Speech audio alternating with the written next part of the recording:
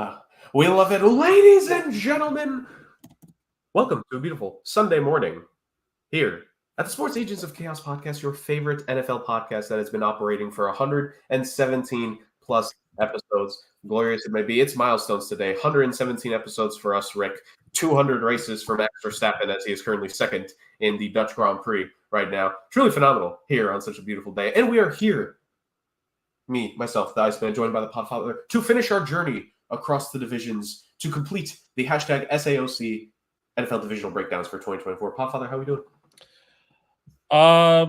Like Max Verstappen, I'm not quite sure if I'm going to win in my own home country. So this is an interesting moment of time in my life. But no, other than that, great.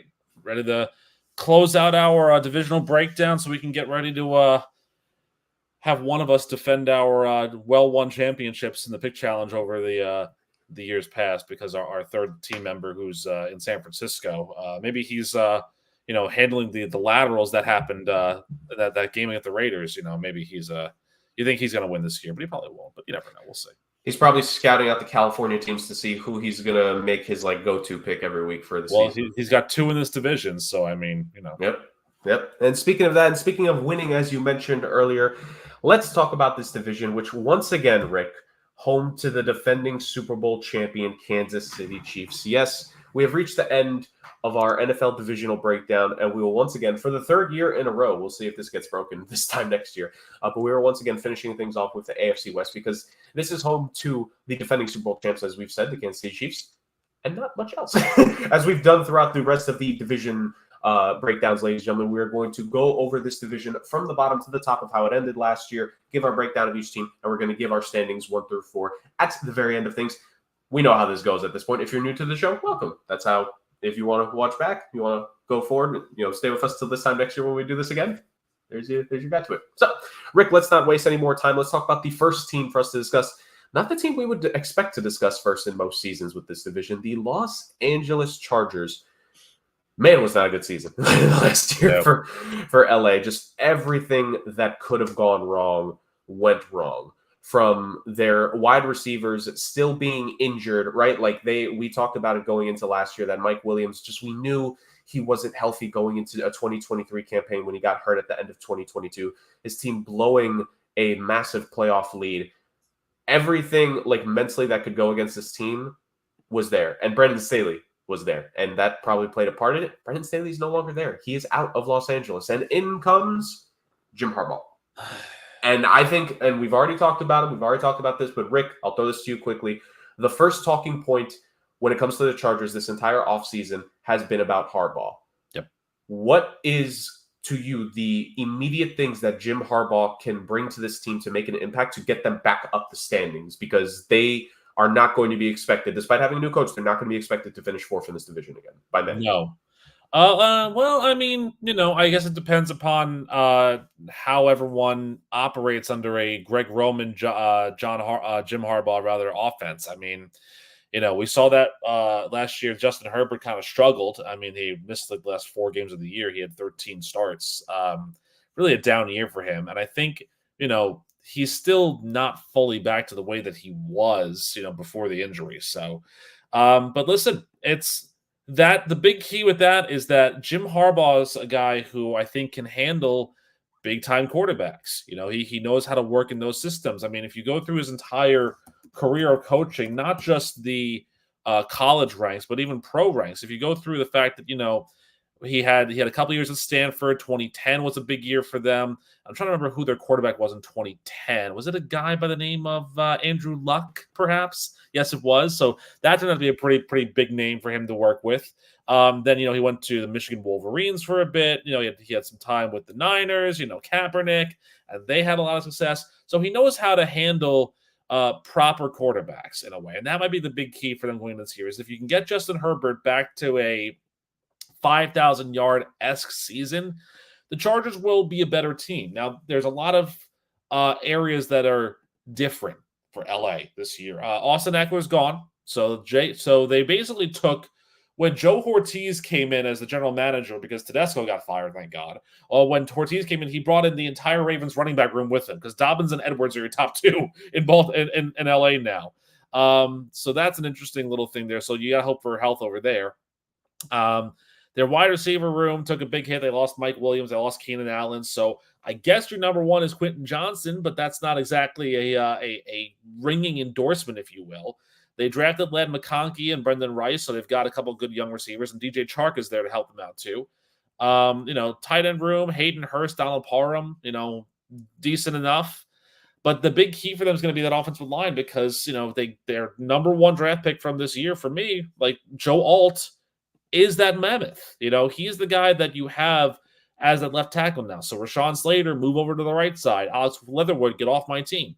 That all that stuff. So if they can stay healthy, if Zion Johnson can continue to really tear up, then the offense will be fine. And then, defense, the hallmark with the defense in the years past was they brought in big-time names, and they didn't do very well. So this year, they brought back Denzel Perryman in the linebacking core. Okay. And, you hope for Joey Bosa to have a strong bounce-back year. And you hope that Bud Dupree can get, his mojo back, and you hope for Tierre Tort to kind of be a better player than he was in the past, and you hope the secondary can shore up. I mean, look, are the Chargers going to be in fourth place this year? No, probably not. But year in and year out, we are constantly bedeviled by this team. We pick them to do really well, and they fail every year out, or maybe they don't fail so much as they don't live up to the expectations. Last year was a fail for sure. The year prior, they still made the playoffs, even though they lost that horrible game in the playoffs because, Trevor Lawrence was 4 interceptions, then becomes a god in the second half. Who would have thunk it? I think for the Chargers this year, and the thing is, too, it's a different NFL from when Harbaugh was back in the NFL like 10 years ago. So I think for this team this year, it's going to be a question mark of just, will everything coalesce? Will everything sync up in the correct way? And, for them, I think second place is what you're shooting for. You're shooting for a playoff berth to get back into it because, look at the rest of this division. You know that you have a better roster than 2 teams, and then there's that one team who's, better than everybody. So what the ceiling is. So just how many wins can they get this year? I just don't think that it's going to be the number that I think you expect or the number that you want in a way. So, Yeah, for sure. And like you said, it's this year one is going to be a very interesting year one under Jim Harbaugh because it's going to be a combination of making what they have work, but also finding out what is and isn't going to be there post 2024, right? Because this is still like for some of the guys that you mentioned there, and there's some young talent on this team. I mean, you mentioned the wide receiving core. This wide receiving core is just chock full of young talent. Now, how good is this young talent? That's a different conversation. But you have a Josh Palmer who's going to see a massive workload now that Keenan Allen and Mike Williams are gone. Like, he's no longer going to be hidden as maybe sometimes number 3, maybe sometimes number 4. No, he's probably going to be one of Herbert's go-to guys at the start of the season, right? Quentin Johnston, there's going to be massive expectations for him to perform this year after what was a very disappointing rookie campaign. Ladd McConkey, like you mentioned, and his consistency, health throughout the season is going to be big because they're hoping he can make an immediate impact. DJ Chark, you mentioned. This offensive line is really good offensive line, man. Like, it's maybe you could argue you could do a little bit better just on the right side of the interior at right guard, but you have Zion Johnson, who's a mauler. You have the bookend tackles. You have Bradley Bozeman, who's a very good center, by the way. Like, the only reason he's not still in Baltimore is like Baltimore found their own guy of the future, right? But he's still a very good player. He's had his stops in a couple places where so the offense, like, it'll just be figuring out because you mentioned it in college that he had Andrew Luck, but this is probably on paper the best pro quarterback that Jim Harbaugh has had.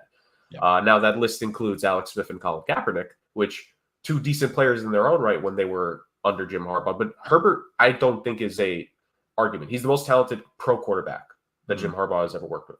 So it's going to be interesting to see how they can have Herbert's impact still there with his arm, with his ability, and then also, working in this running game like you mentioned, because they brought in the Ravens running backs. Did they bring the health insurance that these guys have is the question, because Los Angeles is very different from Baltimore. That was probably a key thing before signing. The premiums are a little higher in LA than they are in Maryland, yeah. Very much believe so. So it's going to be something to look at of the health of those guys and how they could work that, because we made the internet made the jokes about it during the offseason, but Austin Eckler was never really a true bell cow back, right? Like, he could do it. He could rush for 15 he could get 15 rushes in a game, but then get 5, 6, 7 receptions as well. Yeah. He was a bit of a dual threat. So, Yeah. these are two guys that, relatively speaking, are run first. We'll see if anyone behind them, they have a couple of running backs behind them that could, appear depending on situations. So that'll be interesting. The defense, to me, is where a lot of the long-term, future of this team is kind of up for question. Yeah. You believe that Asante Samuel Jr. is there and is one of the guys in the secondary. You believe Derwin James as well, one of the best safeties in the league. Mm-hmm. And I feel like I mentioned this earlier in the offseason. I forget when exactly when we talked about the Chargers, but Joey Bosa, he's kind of, at least to my point of view, he hasn't necessarily been at that level of a guy you expect, like even compared to his brother, right? Yeah. Like Nick Bosa is a defensive player of the year. Myles Garrett's a defensive player of the year. TJ Watt, prime JJ Watt. Mm-hmm. Joey Bosa has just never ascended to me to that final part of, final form of his career. Yeah. And him, Khalil Mack, like you mentioned, bringing back Denzel Perryman, a familiar face around the organization, but this is nowhere near the same regime that he was brought into, developed under, and then left under. So a lot of older names, right, on this defense. And I'm really interested to see, how are they going to make that work?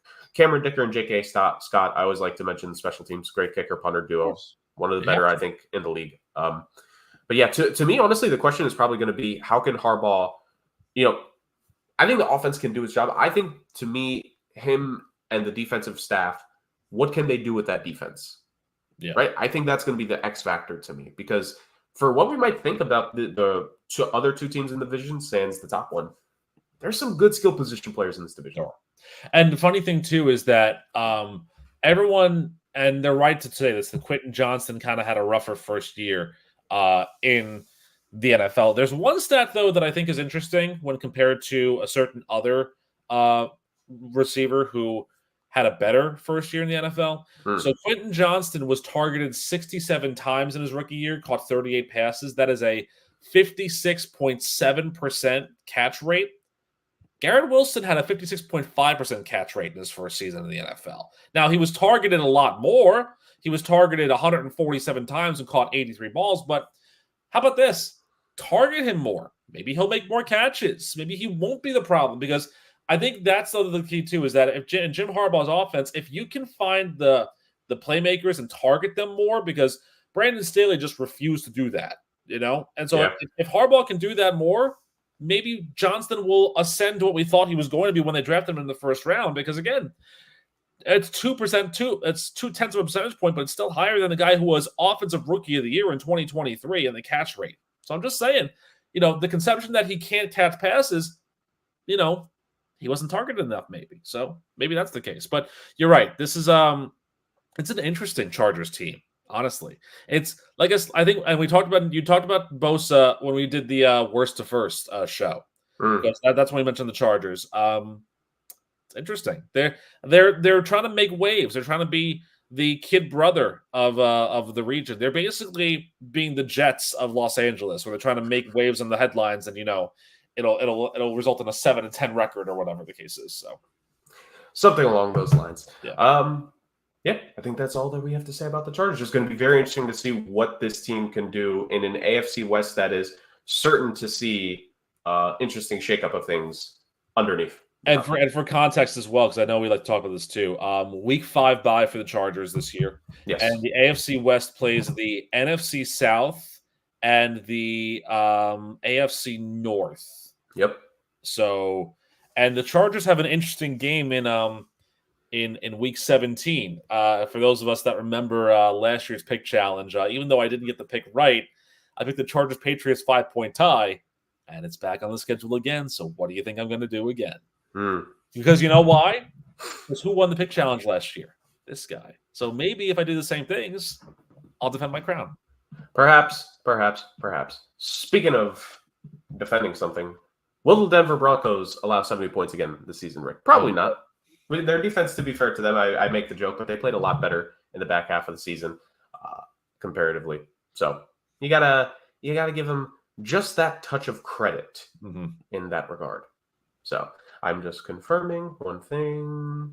Yes, okay, the Broncos are next. I don't know why. I had the Raiders depth chart pulled up, but it's the Broncos next. I don't know why. So that being said, the team that finished second to last in this division last year, year 1 under Sean Payton himself, Mr.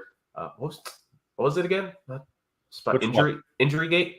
What? Bounty Bounty Gate. Gate, Bounty Gate. Yeah. I mean, they were injuring players technically, so I wasn't completely Well, I far mean, off. that's true. You're not wrong. The former head coach of Bounty Gate, the man who made magic happen with Drew Brees in New Orleans, Super Bowl winning head coach, but couldn't figure things out with Russell Wilson. To be fair, I actually don't necessarily blame him in that regard. The Denver Broncos are next, Rick, and it is a completely fresh slate in terms of the quarterback position because it's not going to be Jarrett Stidham, of AFC West backup quarterbacking the last couple of seasons. It's not going to be Zach Wilson, of former Jets first-round pick. It is going to be the recent first-round pick of the Denver Broncos, a man that everyone in Denver is hoping to believe in. It's Bo Nix leading the charge in Denver with a offense that maybe it surprises us. Javonte Williams is back, and hopefully if he can be healthy for a full proper season, him and Samaje Perine could actually be a very interesting duo, to say the least, in Denver. You have Cortland Sutton and Marvin Mims Jr. Marvin Mims Jr. really could make an impact this year, now in year 2 with this team, with veterans in Tim Patrick and Josh Reynolds. Shout out to these guys staying healthy for the preseason finally, because some of these Broncos receivers end up being snake bitten. Adam Troutman, Garrett Bowles as left tackle, Troutman as tight end, excuse me. Mike McGlinchey is the right tackle that they got in free agency a couple seasons ago now. A defense that there is what we believe to be a superstar caliber corner in Pat Surtain II, but decent pieces all around, from a Zach Allen to John Franklin Myers. It's a fine front seven. It's a solid quarterback, or just defensive backfield all around. This Broncos team, Rick, there's a lot of fine. There's a lot of good. Where's the great? And I think that's the tricky part when it comes to these bottom 3 teams in the division. You kind of have to point at how many great players do you see on the roster. And with the Broncos, there's good, but there's not great, I think, individuals compared to even the Chargers or the team we'll get to here in a couple moments, the Raiders. So the great comes from the fact that if you look through personal life, and this is a bit of a cheap heat here, so bear with me for a second here. Bo Nix is engaged to a former Auburn cheerleader named Izzy Smoke. And so my question is she going to be Izzy Nix, or is he going to become Bo Smoke? I think Bo Smoke is the better win there. I think that's the better name to go with. 100%. Izzy Nix is just, it's not great. Look, like you said, there was a lot of good on this team. You mentioned a lot of the names, like Cortland Sutton's still there, and he's very good. Greg Dulcich is one of the best young tight ends in the game, so he's good. But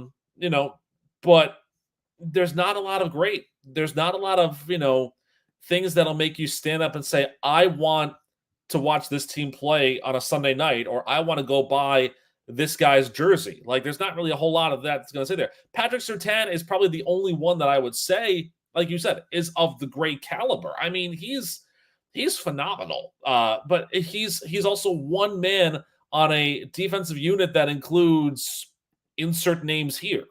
I mean, them trading for John Franklin Myers will help them shore up that defensive line, but that defensive line last year was not spectacular. I mean, Zach Allen had a couple of good games here and there, and Matt Henningsen was, I guess, all right. But again, those are just like names. There's not really a whole lot that you have there. I think the worst thing that Denver did was that they hired Pete Carmichael to be a senior offensive assistant, because we're bringing the Saints offense back to the Mile High City with a older quarterback, an older first-round rookie, who goes into his age 24 season as a first-timer here in the NFL.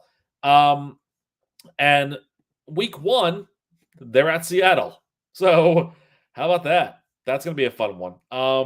Yeah, I mean, listen, I think it's the right call that Bo Nix won this job over Stidham and Zach Wilson, but it doesn't really mean that they're going to be any good. I think there's going to be a lot of growing pains here on this roster, because it's all going to really depend upon how he adapts to the game. And he could be good, but again, we're talking about good. We're not talking about great. Their running back room, Samaje Perine, Jaleel McLaughlin, good, not great. Javonte Williams, we believe he could become great, but he just hasn't had the chance to. He could, but not great. I mean, they drafted the kid from Notre Dame, Audric Estime, so he could be good. He could be a guy that they can work with, but and again, who's your number 2 receiver now? Because Jerry Jeudy's gone. So is it Marvin Mims? Is it Josh Reynolds, who had some significant drops in Detroit? Is it Dorsett? Is it the rookie Troy Franklin who they drafted, who I was very high on? Is it Lil Jordan Humphrey? Is he going to be your number 2 receiver? I don't know. I sound like Lex Luger there. I don't know. Super Bowl Saturday. The teacher's so tight, Terry. So again, it's just like, what are you going into the season with expectations of? 6 wins? Is that what you're hoping for? Because that's a downgrade from what you had last year in a way, right? They were 8-9 last year. And I mean, they still haven't been in the playoffs in 8 years. I don't think it's going to happen this year. And again, no Justin Simmons. That was really your big star on defense last year. He's gone. So, now it's more of a question of what can you salvage? And I don't really think there's a lot for them to salvage. If Bo Nix survives this season, that's a good thing.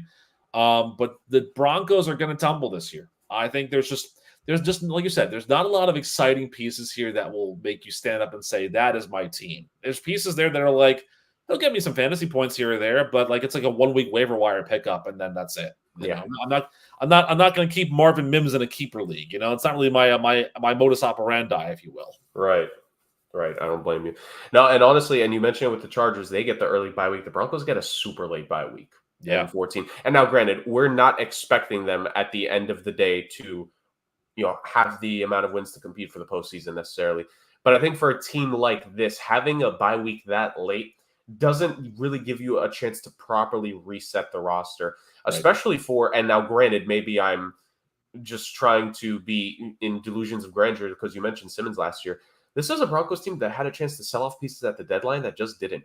Right. And that could have brought in significant draft capital last year if they had actually made some moves to trade guys away, but they didn't. I think what happened with that, by the way, was that teams were looking to trade with the Broncos, but instead of sending back a player, they demanded that the Broncos brass, the Walmart owners, brought back. They working on the rollback commercials, and they were like, "Nah, man, we're not doing that." They wanted to bring up the smiley face. They're like, "No, we're not doing that." So they wanted Walmart's to bring back the retro '90s look, and they just refused.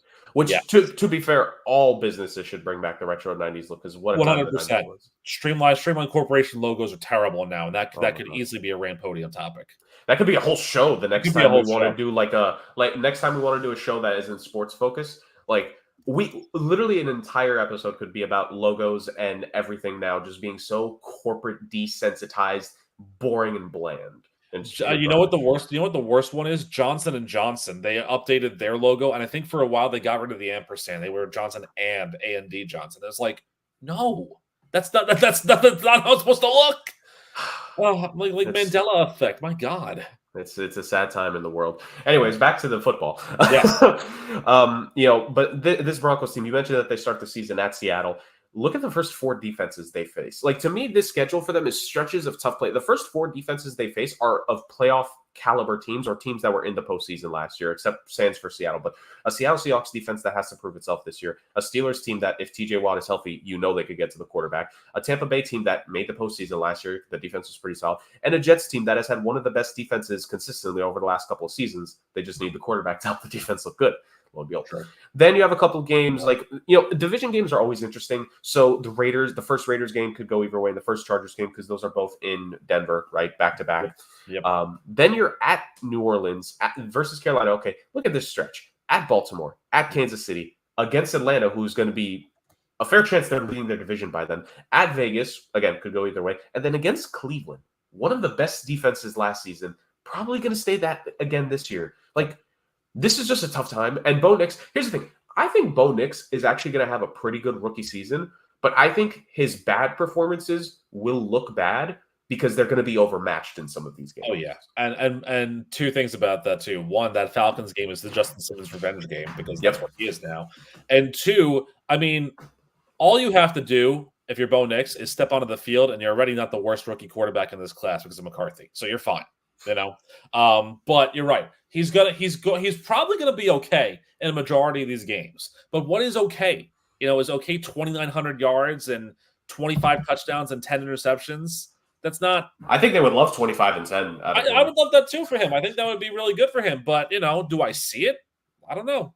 Again, with bringing back the Saints style offense in this era, with bringing back a guy who was the offensive coordinator in New Orleans for 15 years ish, and trying to bring that back. I mean, it's almost as bad as hiring a general manager inside your own division from a team that was terrible the past few years, and then bringing him into a new team and then hoping for something different. It's kind of like that. I wonder who did that. I wonder who did that in this division. I don't know, Jurg. Can you tell me who did that in this division? Ladies and gentlemen, that's called foreshadowing. And a perfect segue. The Las Vegas Raiders are who we're going to talk about next because, ladies and gentlemen, the Las Vegas Raiders did exactly what Rick just talked about. They needed a new general manager. They officially made Antonio Pierce the guy, and they need a new GM. So it's like, you know what? You know who we're going to go after? You know who we're going to get as the next general manager? Let's get the guy that won, a playoff game in his tenure with the Chargers. And now we need to scratch our heads to figure out if he even won a playoff game. It's not even that. You had Champ Kelly. He was the assistant GM for 2 years, and he was good as the interim. Yeah. So why not keep him? And they deny him the chance, and they bring in Tom Telesco to be the general manager of, I'm not going to say your because I don't even think we have any Raiders fans that watch this program, the Las Vegas Raiders. The Vegas Raiders actually are interesting because despite the fact that we are not fans of the general manager hire necessarily because, general manager retreads, yay. This is a team that could be interesting this year. Antonio Pierce coming back was the choice that I think a majority of NFL fans around the league were fans of, from the regard of this is the guy. He rallied this team last year. That late run where it took it was the final weeks of the season. I think it's the latest that Mahomes and the Chiefs ever were able to clinch the division so far in that tenure because the Raiders just hung around and they hung around, they hung around, and they hung around. This is a team that Aiden O'Connell will not be the starter, the young kid who led them to that little stretch run last year because Minshew Mania brothers running wild. No, I'm not ripping my shirt, but Gardner Minshew is going to be the guy in Vegas for the Raiders as he was named the starter of a team that has interesting pieces, right? Yep. Zamir White, this running back room is nothing to run home about. They allowed Josh Jacobs to go in free agency because they just had zero interest whatsoever of actually keeping him, right? So it's Zamir White, it's Alex Matheson, who didn't have a great year necessarily.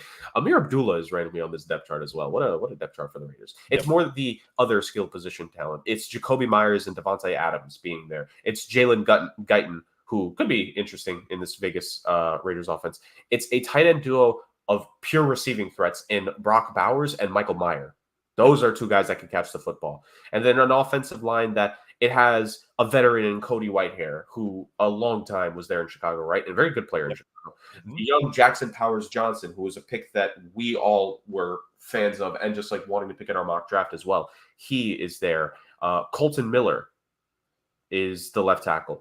And Andres Pete, a guy who started games. It wouldn't surprise me if he might get some starts here, depending on how the right side of the line looks, because I'm a little bit less confident in the right side of the line compared to the left side of the line. But then you have the defense. It's the young former, I think, he's 7th or 8th overall pick in Tyree Wilson. What can he do next to a Max Crosby? It's Christian Wilkins on this team, right? Mm-hmm.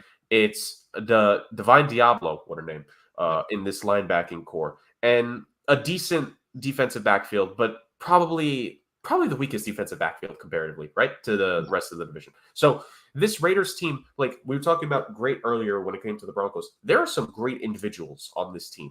And I think the question is, can Antonio Pierce, who's been in the trenches, like these guys have, right, that energy that he brought last year, the shift in things, the change in the culture, the energy that Gardner Minshew can bring, the talent of their individual players like a Max Crosby, like a Devontae Adams, the potential of guys like a Tyree Wilson, Brock Bowers, right? Yep. Can that lift the Raiders up to be a legitimate wild card threat in the AFC picture this year, Rick? What do you think? I think the Raiders can be one of those sneaky teams that will play incredibly hard. Here's my thing with them.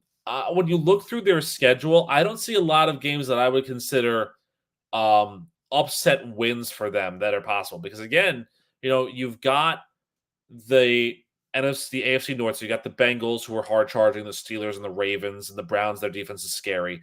But the fact of the matter is they also finished in second place. So you know what that means coming out of their bye, who they face.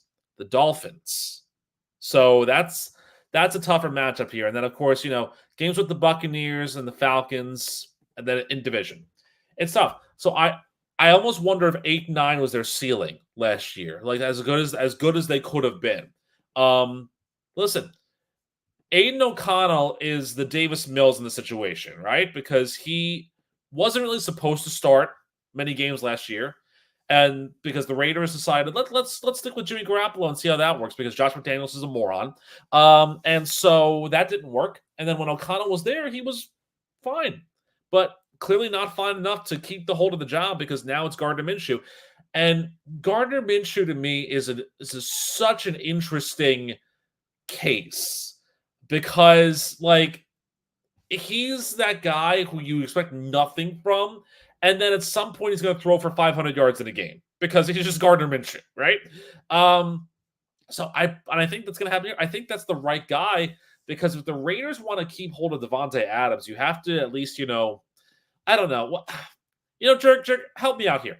If you want to keep a high caliber talent on your roster and a skill position player, what's something you think they would need to do a little more often that they didn't really do in Josh McDaniels' system?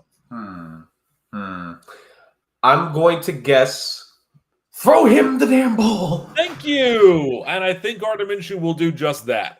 I think obviously, I think a lot of the issues with last year was that Garoppolo was just not ready to come back. And O'Connell was such an untested rookie that he was really just more so going with what the play was and not looking for the proper options, I think.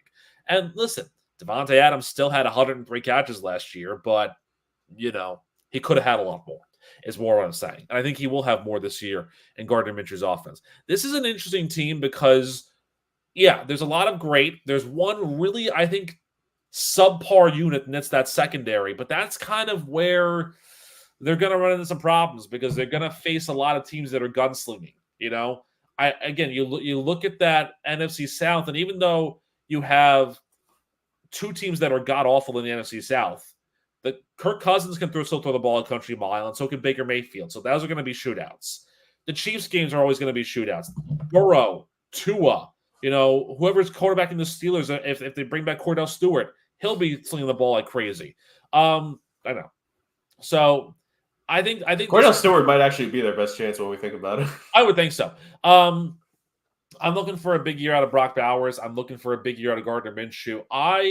When I get to my predictions, I will make a Raiders prediction that I think will surprise you. But I think, given the amount of time and given the right mold in this offense, I think that it will happen. Mm-hmm. So they're going to be a good team, but good is the only ceiling that I can give them.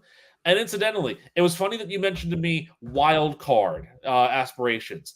You know who the assistant head coach is for this team? Marvin Lewis. And you know who the senior offensive assistant is for this team? Tell me. Joe Philbin. Oh, Lord above. Exactly. So you want to talk about mid and wild cards? I bring you Marvin Lewis and Joe Philbin. So the Raiders could get the 7th seed, but they will be promptly swept aside. Yeah, exactly. Or somehow they'll win the division and still lose in the first round, because that's Marvin Lewis's, it's his kryptonite right there. That's true. I mean, I will say this to me, and this will be my last note about the Raiders before we move on. I actually think this team has a little bit more upset potential than we might think.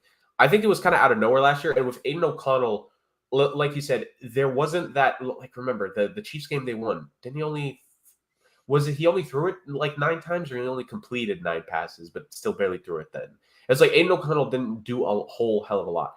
This team, again, I think there's something there with Antonio Pierce bringing that energy to this team. They might surprise us in a performance here or two, because, I mean, I kind of mentioned it last week when we were talking about their schedule, but I'll bring it up again. The Pittsburgh Steelers are notorious for struggling on the West Coast when it comes to the away games against the Broncos and the Raiders. Yep. They lose one of, if not both of those games every year whenever they're on the docket. And I think that's a legitimate chance. We talked about the Rams and what they could and couldn't be this year. If the Rams are the walking wounded by week 7, maybe the Vegas can come in to Los Angeles, which, I'm sorry, whether it's the Chargers or the Rams, that's still not that threatening of a home environment. It's just still not there yet. So The Raiders could walk in and take something there. they could easily split with the Chargers. They could easily split, if not take both against the Broncos. I think against the top teams, it wouldn't actually surprise me if the Raiders were to take a victory against some of these teams, because we've had a handful of questions about a couple of these squads as well. So I really think there's a possibility Vegas might be able to surprise us a bit more than what we're expecting. Nothing granular. I'm not going to say they're going to be a 10-win team. I don't think that's the case, but maybe 9-8. Yeah, That could be it. I mean, listen, they played really hard for Antonio Pierce last year, and were it not for a couple of really weird games, like that 3-0 game with the Vikings. I still can't believe we had a 3-0 game in 2023.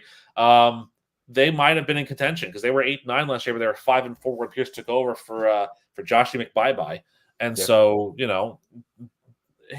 that's the thing. He's the guy who's a leader. He's not a by the numbers or the X's and O's. He's more of an emotional intelligence head coach. And I think that's what this team needed. And if it turns out that they become this juggernaut because that's what they lean into, that's going to be a big thing you'll see a lot of teams do, I think, in the future, is they'll lean into that heavy, hard-hitting, emotional type of coach that is more based upon that. I think that's going to be a good trend. If Pierce does well this year, that should be a good trend going forward. And also just former defensive players, because between him, D'Amico Ryans, those guys are seeing some success here. Oh God, someone's going to call Bart Scott, and he's going to be a head coach nowadays. Oh boy! Hey, if you got the right coordinators. Yeah, that's true. Make it work. This team is, by the way, that 3-0 game, never forget. So that was week 14, 3-0 loss to the Minnesota Vikings. How did Vegas follow that up? 63-21 victory against the Chargers. How did they follow it up? They got Brandon Staley fired, and was joy to the world, Yep. And then they beat the Chiefs the week after that on Christmas. So what a weird season it was for Vegas last year, to say the very least. But it should be a very interesting 2024 campaign for Antonio Pierce and co. Tom Telesco can't screw up the team yet, but give it time, and maybe 2025 we won't be as high on this team. Remember how we talked about the Bills? There's a window. This is a very small window, because when Telesco starts ruining the team, I mean, do we refer to teams like maybe making the wild card as a window? I feel like what's something is smaller than a window, like a birdhouse, a porthole. A porthole. That looks about right. So the porthole for the Vegas Raiders. How long will it stay open? Pirate ships, Raiders ships, obviously. True. Yeah. Man the port. All right. Once again, let's get to it, Rick. The final team for us to talk about in our divisional breakdowns. This is team 32 of 32. Last year, they were team 32 of 32. The year before that, they were team 32 of 32. I'm not talking about wins and losses. I'm talking about last man standing, the head of the table for multiple years now. And they're going for it one more time, at least this year. The Kansas City Chiefs. Mm-hmm. The tribal chiefs, you could say, of the National Football League. Yeah. Man, what can we say about this team? Andy Reid and his phenomenal coaching. Patrick Mahomes is the general of this squad, right? A maestro on the field. A running back room where Isaiah Pacheco really looks like he's coming into his own. And I think this could be a big breakout year for him if they have to lean on the rushing attack, as we saw them have to do at times last year, because the passing game had some struggles. A wide receiver room where they're looking to see who can break out. I think that we'll get to it in a moment, but I think that's going to be the biggest question about this team. Travis Kelce as tight end number one, of course. Noah Gray has been a very good understudy for Travis Kelce. And that could be a very easy transition there for Kansas City whenever it goes from Kelce to Gray, because I think Noah Gray has shown a lot of potential of what he can do for this Kansas City team when given more time. A offensive line that is good. Maybe you could argue on the left side, there's a little bit of a weakness there to an extent, but it's Joe Thuney, it's Creed Humphrey. Creed Humphrey just got extended, by the way, very handsomely paid. Jawan Taylor is there, listed at right tackle. Look at this defense. A defense that last year there were concerns about at the start of the season. They signed Chris Jones last year. They signed him again in the offseason. They gave him his big contract. George Karlaftis next to him, right? That's a young player that could take that next step. Drew Tranquill and Nick Bolton as linebackers is just great. They had to say goodbye in the secondary to Snead. He's in Tennessee now. Good luck with that. But this is a team that still has a Trent McDuffie who really showed out, I think, in the last two postseasons for Kansas City as just that reliable coverage guy, and in certain instances can be that man-to-man up guy. I believe he was the one that in 2 years ago in the AFC Championship game got that big tip pass against the Cincinnati Bengals on what would have been a wide-open completion to, I forget if it was Higgins or Chase off the top of my head, but it was to one of those two. Justin Reed, the safety, is still there, and could be emergency kicker if need be as well. Brian Cook, Joshua Williams. This is like, yes, there's individual instances here of weakness. Maybe there's a couple things about this team that you would fix here and there. I think the number one thing is just needing to have someone definitive be the guy in the wide receiving room. Yeah. But this is still the back-to-back defending Super Bowl champions, and Rick, they're going for the three-peat. Yeah, and they're a team that also rebuilt when they lost a few other pieces. Like, okay, yeah, all right, we lost L'Jarius Sneed and Mike Edwards. Well, let's draft this kid Jaden Hicks out of Washington State. He's going to be a good safety. I mean, he's trending in that direction. He's a very talented safety. Okay, well, our offensive line needs a little bit of shoring up too. Okay, let's draft that kid from BYU in the second round, Suamatea, who's a monster. And you know what we need to get better at? Let's get better in the interior. So let's get a new center, Hunter Norzad, who can probably be a backup. And let's also get this kid out of Holy Cross, CJ Hansen, in the 7th round with this pick that we got from the Titans. Okay, so we need to get a little bit better on the wide receiver core. We lost all the pieces. Well, there's a kid out of Texas who we could draft who's going to be really good. Let's get him. Xavier Worthy is his name. Okay, yeah, we'll like him. The Chiefs are annoying because they're just good at what they do. It's like that restaurant that you keep going back to, that like you go back to so often that you know the menu by heart, and it's still good every time, but it's annoying because like you want there to be a new meal or a fresher thing, like a special of some kind. They never do one because they just do the same thing, and no matter what the ingredients are, no matter who's back there, no matter who the chef is, it's still good every time. And you're like, I want to get mad, but it's still a good meal, so I'm okay with it. It's fine. That's basically Patrick Mahomes in a nutshell. Like, it doesn't matter how he's throwing the ball, right-handed, left-handed, behind the back, between the legs, back flipping, over his head. Doesn't matter. It still finds a receiver somehow, and it's annoying every time it happens. But that's just who he is. That's who this team is. They're just that good. And until proven otherwise, they're the class. You're right. Noah Gray, I think, is being groomed into that role of taking over for Travis Kelce when he eventually proposes to our girl Taylor Swift, of course. But you know who else they have too? Irv Smith. And I know years ago, Irv Smith was in our sophomore breakout candidate discussion for an episode. And it didn't really happen because, he went to the Bengals, and that was after the Joe Burrow year that he didn't have. But listen, he goes into this Kansas City offense. He'll find a way because they just find ways. Every time they find ways to make it work. And who's to say they won't do the same thing this time around? It's the same exact principle over and over and over again, that this is a team that is, deficient in certain areas you think on paper, and yet they just play the way that they're supposed to play. I truly believe also that Steve Spagnuolo can probably make the Hall of Fame as a defensive coordinator, because the wizardry this guy has done to make these guys, as stars. And again, they're stars that go elsewhere. We'll see how they play in other roles. Juan Thornhill, big guy for them, who came out of nowhere. Yep. Snead was really a no-name, and he was a big guy too. They developed him. They developed these guys. Yeah. And Trent McDuffie has become one of the premier lockdown corners in that division and in that side of the country, if you will. Spagnuolo just knows how to develop guys. Does Matt Nagy know how to develop an offense? Not really, because it's not Matt Nagy's offense. Matt Nagy is just taking up the space because Mahomes was doing all the work, obviously. And yeah, I mean, listen, Isaiah Pacheco is still a monster runner. When he needs to be, he's still a really good runner. So this Chiefs team, they do not need to win every game. And I think that was the big key last year, was that we were surprised at how during the season they were losing games or they weren't winning games convincingly. And it didn't matter because come postseason, they got exactly what they wanted. They had to go on the road twice, and it was, oh no, Mahomes has never played on the road. How will this work? And he was like, all right, I'll just win those games and go to the Super Bowl again and win that too. Okay. We almost had the first ever double overtime Super Bowl because, went to the very last damn play of the game to win it. But, there you go. So, again, it's just what – there's no other – exactly. That's my tag at the bottom. Chiefs win, thank you, goodbye. Because what else can you say about this division than that? That's really it. The division, the league, this is a team, so they're going to get a week 6 bye. And this is going to be game after game after game, really, for Kansas City. A couple instances where they might get a softball game, you could say, but just Baltimore week 1, Cincy week 2, Atlanta week 3, which again, Atlanta, we're talking about them being a team that is trying to be on the verge of, they want to win their division. Some games against the Chargers and Saints, a little bit less after their bye week. in San Francisco, Super Bowl rematch. Yep. They get a game in Vegas against the Raiders, which, considering the Raiders were taunting Mahomes in like training camp or whatever, like Mahomes is going to be going for the throat. He's going to be going for the jugular in those games. Yep. But against Tampa, at Buffalo, right? At Cleveland late in the year, against Houston, like this.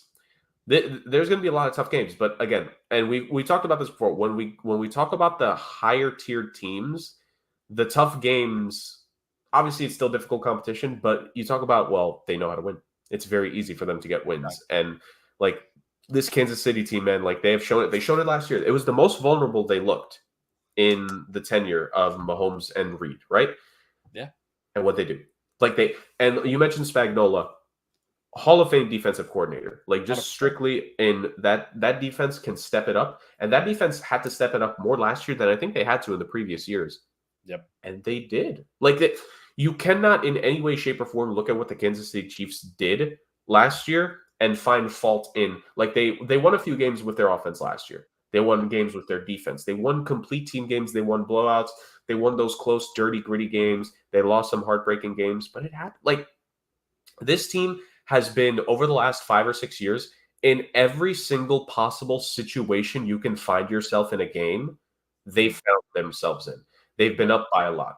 And with no issues. They've been up and teams are, fighting to come back and they need to quell that. They've been down and made comebacks. They've had bad games where it just felt like nothing could go their way, but maybe they still got the win or made it close. This Chiefs team has been through every type of scenario over the last few years. They have won every kind of game. They've won now on the road in the postseason. Like you said, that was the biggest thing, is that they need Kansas City. They need Arrowhead this, that, and the third. Didn't need it last year. Yep. Didn't need it in Buffalo. Yep. Didn't need it in Baltimore. Nope. Didn't need it at the Super Bowl. They never need it at the Super Bowl. Never. Like it gets to a point where it's Kansas City and everyone else, and who from that everyone else can potentially match up to Kansas City. Right. And there's 2, maybe 3 teams in the AFC that could do so. And there's 1, maybe a second, or we could say 2, I think. We could say 2 teams in the NFC. But it's about going at them. And what do we say now, Rick? When you come at the king, you best not miss. That's right. And that is the story of this Kansas City Chiefs team that is going for the 3-peat this year. Yep. And if they could do that, the dynasty, legacy, every single term you could throw out there to describe this team, it still wouldn't do justice to see it. I think in this era, in the modern era, where it's arguably the toughest it is to make consistent deep runs year in and year out because of the grind of the season, yeah, that's something special. And as much as we can make jokes about we want someone else to beat Kansas City, we can maybe pick against them in the postseason last year that some people on this podcast did. Like at the end of the day, we need to bear witness to the fact that this is, after what was Brady and that team, they never 3-peated. And if this team can have that feather in the cap, Rick's, let's just say all-time conversations are going to be very interesting after this year if they could pull it off. I would agree with that. I mean, I think that we're on the precipice of something special here if it does come to fruition. And again, that's always the great 2-letter word, right? If it happens, because again, there were discussions last year about this Chiefs team winning every game. Didn't happen. They looked vulnerable, like you said, and it didn't matter. So what else could they possibly need to show? Like, what are the things that they need to show you to say, stop saying, oh, this is not a good team? They won on the road in the playoffs. They did the thing. Mahomes survived not having a number 1 wide receiver. They did the thing. Taylor Swift has endorsed this team. They've done the thing. What more do you people want from this team?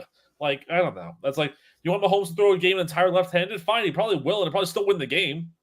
Are they playing the Panthers this year at some point? Because that would be a game to do it. I think they might be, actually. Yeah, Week 12, they're playing the Panthers. Mahomes, throw the entire game with one arm tied behind your back. You can still win the game. Week 12. Yeah, exactly. 12. That's the game to do it. But with only your left foot, you can do it. That's going to be the game where it's like, those special packages they throw out like once or twice in the regular season? That's going to be the game for all that. That is going to be the game that's like, oh, this is going to be the game that they say, hey, sign up now for a trial Sunday ticket. You'll get this game for free. And it's like, really? We'll see. That's gonna be the game where it's like, oh, put this much money down on a betting app and you'll get free credits, because that is the definition of a free credit game right there. If Patrick Mahomes completes one pass in this game, really? Look, you know what? Sure. Why not? I'll bet the kids' college fund and get 1.5% back on it. Why not? Oh man, maybe you'll get enough to get the ampersand back in. Not wrong about that. Jeez. Oh man, but with that being said, ladies and gentlemen, that completes the #SAOC 2024 divisional breakdown of the AFC West. Now it's time for us to finish this off and give our 4 through 1 for the AFC West. So, really quick, I will run through what Justin's 4 through 1 is, just to give it for the people. So I forgot that he was part of the show.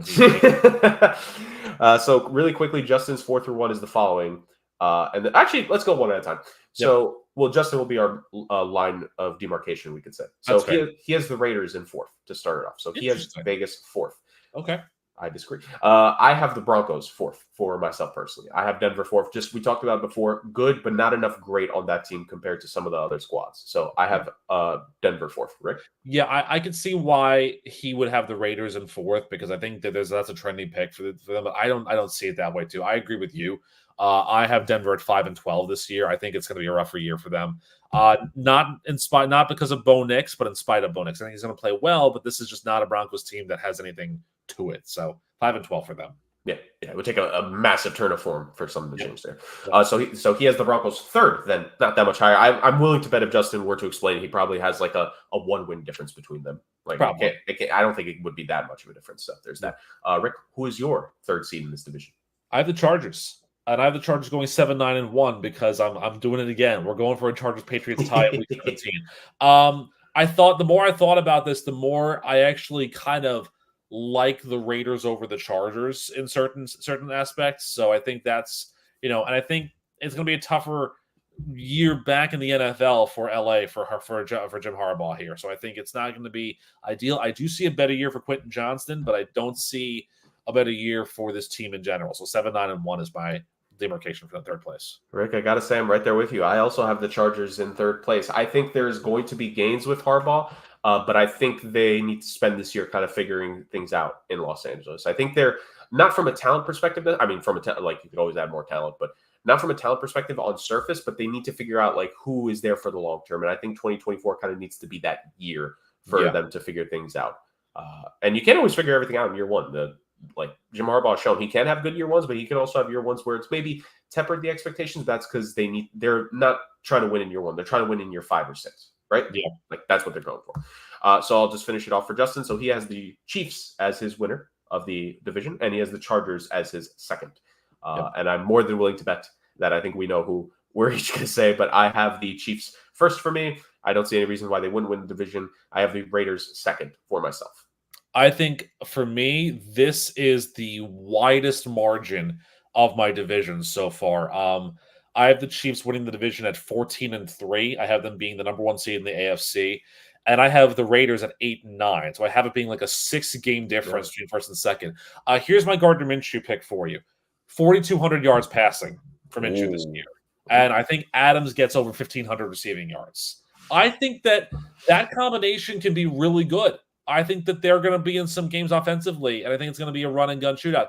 My problem is that secondary. Mm-hmm. I do not see the defensive backfield for the Raiders being as talented and as able to keep up, and that's why I think Minshew's going to have to play out of his mind this year in order for them to win these games, and I see them losing some games like high scoring. I see them losing some games 42-38. I see a lot of those types of games, but I see the offensive numbers being there for both Minshew and for Adams, and even for, I suppose, whoever's going to be their top running back.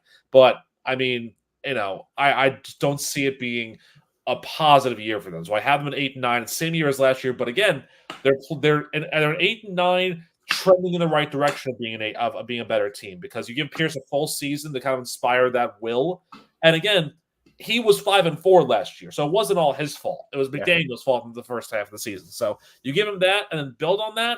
I think that'll be better in Vegas. So project him for a full year. He could, they could sniff a 10-win season. Absolutely. I think definitively 9. Like, I'm kind of with you. If I don't have exact numbers, but if I had to guess, I probably have.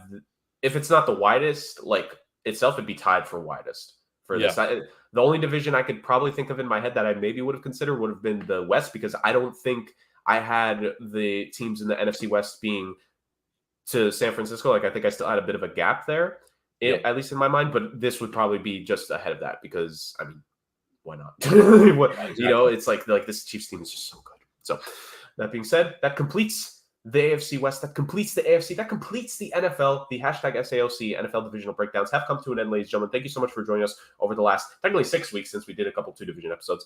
But the last 6+ weeks of the show and us covering that, we appreciate it. The next episode will be us giving you our full playoff picture, 1 through 7, all that jazz. Maybe some takes on other stuff. Maybe we'll give our like early MVP favorites and stuff like that. We'll have some more fun in the next episode. It'll be a longer episode for sure. Kind of have to ramp it up, ladies and gentlemen. But before we end it, of course, we're not just ending off of that.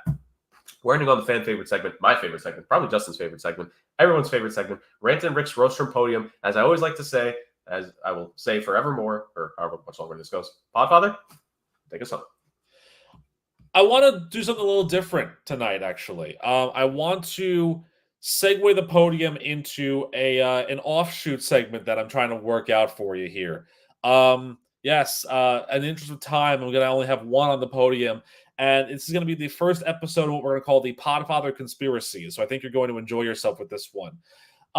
So I believe that there is a crime being committed that is happening on a daily basis. And my belief is that traffic reports are scams. And I'll tell you why I believe this. And I have some verifiable evidence on this. I believe that most of the people who live on this planet will never be famous, which is probably an accurate statement. Is that you'll never win an award that's like a huge like national, international recognition. You will never play on a pro sports team. You will never be the chief secretary of the UN or whatever. So I firmly believe that the way that people get around this and the way that people wish to be famous is by trying to be in something that happens every day, almost every 10 minutes on the radio or on television. And that is by the traffic reports, because that is when you hear about a car accident that happened on the major highway or a slowdown because of rubbernecking. I believe that there are some people in this world who want to be in traffic jams, that want to be in those accidents, that want to say, hey, Ma, look, I made the radio or I made the TV because I was in this accident. Hey, people don't know how to drive, but that's, neither here nor there. So here's my verifiable evidence for this. There is a road that goes through Queens, New York. And this roadway skirts through one of the marinas that's over there. Well, that marina that's there also has a pedestrian walkway. And many years ago, it was told to me by a source that the number one reason for rubbernecking on this roadway and accidents on this roadway was because people in the eastbound lanes would look at people in the westbound lanes who were looking at the joggers who were running on the side of the road because, people are just idiots.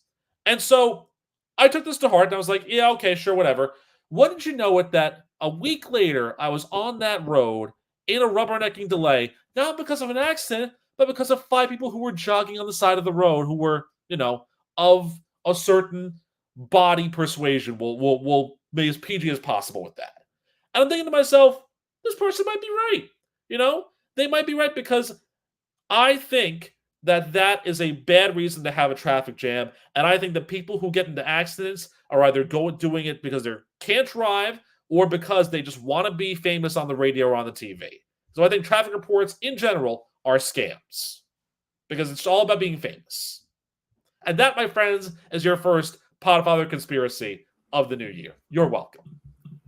I did not expect that. So a twist to the rant podium, ladies and gentlemen. We just unlock new things about the show for us to have plenty of fun with on this. And the fun will continue next time, one and all. Thank you so much for joining us on this very quick edition of the Sports Agents of Chaos podcast. Very quick, down to business. We have to finish off the divisions right here. We want to get to talk more, ladies and gentlemen. We want to go through the entire NFL.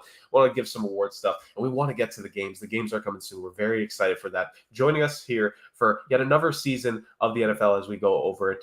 Who will we predict? Who is going to be each of our number 1 seeds? We confirm who's going to be our wild card teams. Who do we think could be an early MVP candidate? And who will win the hashtag SAOC Pick Challenge in year 3? Will I make a comeback and become the first 2-time winner? Will the Podfather repeat, becoming the first repeat and 2-time winner?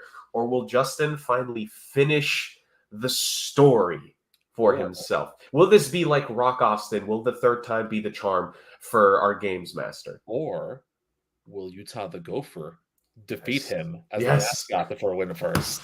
Will the mascot finally win the pick challenge? That would be wild if the mascot wins before Justin. That would be bad if we're so bad at our picks this year that the mascot who gets like one pick a week ends up winning everything. Yep. So, with that being said, one and all, thanks so much for joining us on this edition of the Sports Agents of Chaos podcast. Fun football and chaos from now on, in the past and in the future. We'll be back next time.